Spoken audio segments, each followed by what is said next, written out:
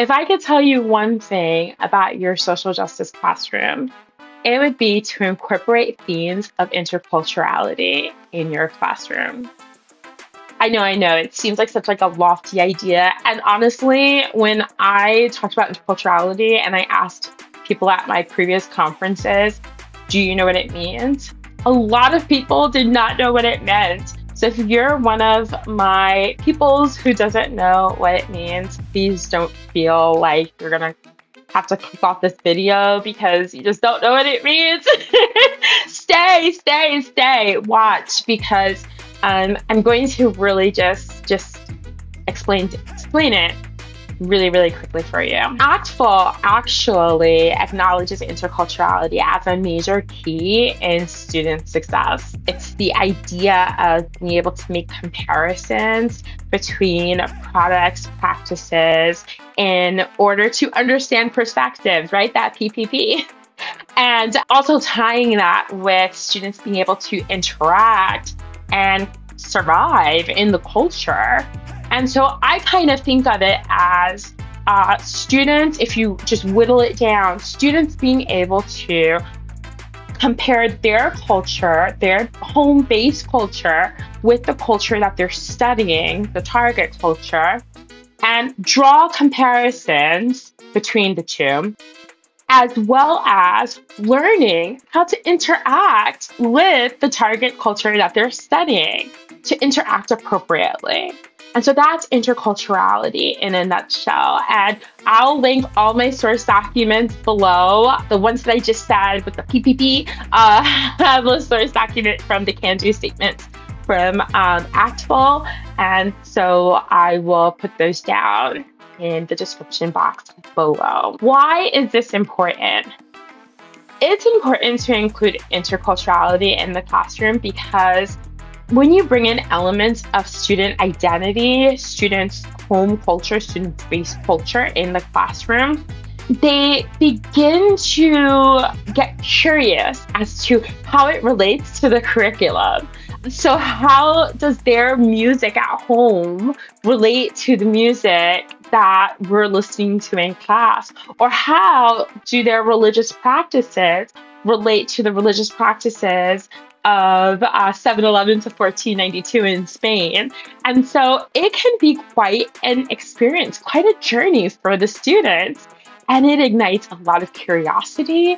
I have seen students become motivated to learn. I've seen classrooms just warm up and the environment become so beautiful. And the classroom become a true familia, as I love to call us. I encourage you to start small.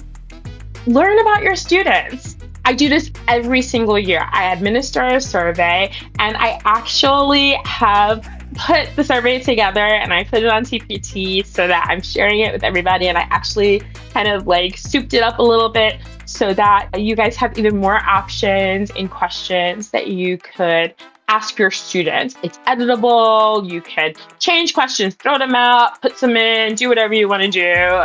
It's totally up to you. So if you have a conservative school, you can take a question or two out, put some in, whatever you want to do. If you have a liberal school, you can throw some extra questions in and take some out. You can do whatever you want to do.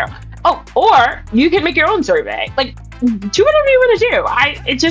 The whole point is that you get quality and meaningful responses from the students that you can use to inform your instruction and to create an intercultural environment that will spark and ignite curiosity and just create a beautiful, fertile ground for growth and become something beautiful for both you and for the students. Based off of the data in previous years, I have found some very interesting intersections. So I have a pretty diverse population in my school, and I ran with that. And so I found that a lot of my students liked K-pop. I did research on K-pop, and I found out, and some of you might laugh at this because maybe I'm late to the party, that K-pop had been breaking into Latin American audiences and or market,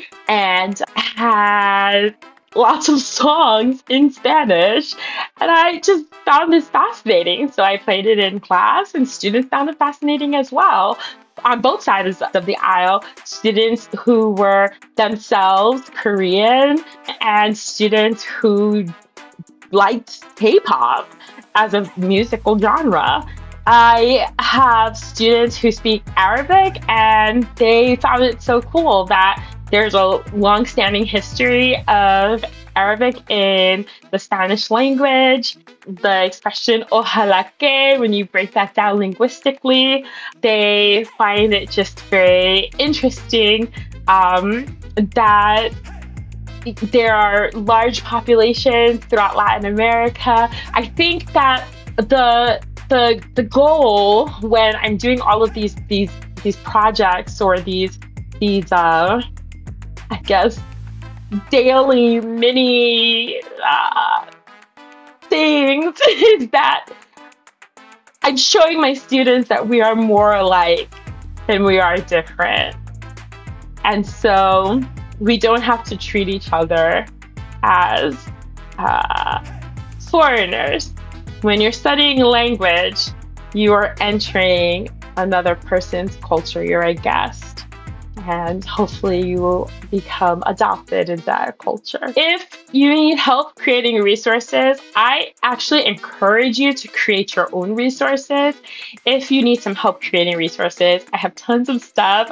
Mix Musical is a lot of fun because it's music, and that's a great starting point. I know. We want to get deeper down the iceberg. We want to get deeper down the tree. But if you went to my conferences, you know about that.